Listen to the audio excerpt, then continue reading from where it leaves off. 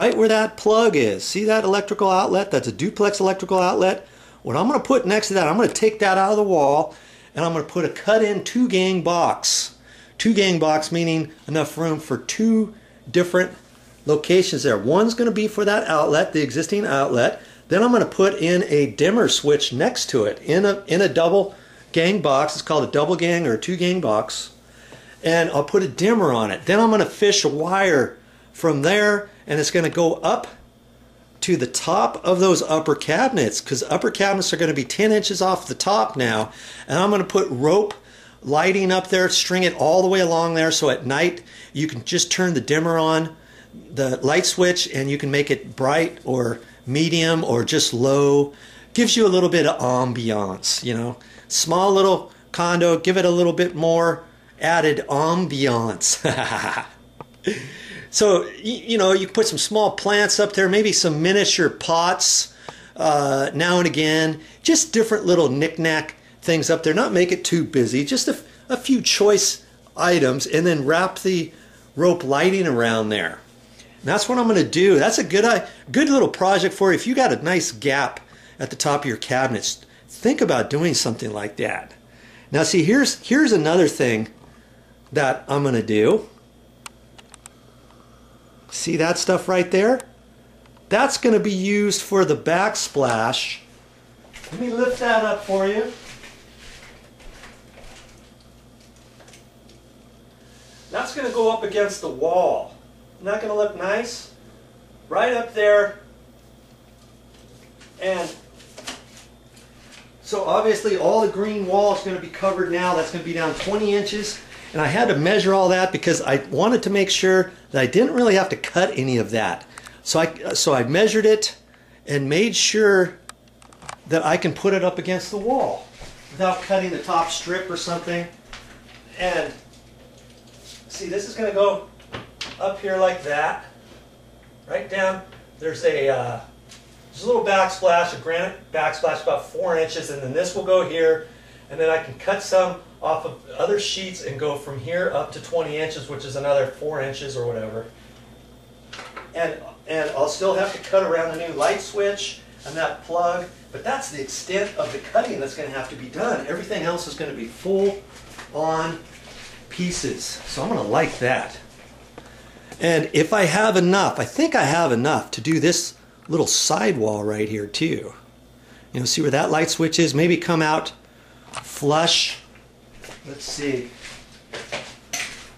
I'll probably come from that wall on up to the trim of the window. You know, from there over and fit them in there. Have to go around that little light switch. And that would kind of tie in that corner. That's if I have enough. If I don't have enough, then obviously it's just going to be that back wall. And then up above the cabinets, you know, 10-inch space. You're probably going to see up there, so yes, I'm going to have to paint that again too, because, you know, wherever things get moved, there's no paint back there. So I'm not going to have to worry over here. See, that cabinet's going to end up going to the right a little bit, but down lower. And then there's going to be an additional gap over there above the refrigerator, so I'll have to probably squeeze in there and paint in there too. So man, I've got lots of little things going on in this, just on this one particular wall, and I'm going to be making quite a few videos on this, and you stay tuned. You're going to learn how to do it as well. Now see here, let's get you full straight on that stove. In a perfect world, how would those cabinets go around there? This upper cabinet here would be lowered down just from the edge of the stove over to the other edge, and that would go up higher, probably about this high, and then this cabinet on the left would be notched and come down to 18 to 20 inches, the same thing from here, 18 to 20 inches off the countertop. And that's how it would look. You could also put an exhaust fan in here, a ductless exhaust fan. Or if you put a microwave there, it's going to have to be a ductless one at the bottom. And, you know, that's what you would do. But we don't live in a perfect world, do we?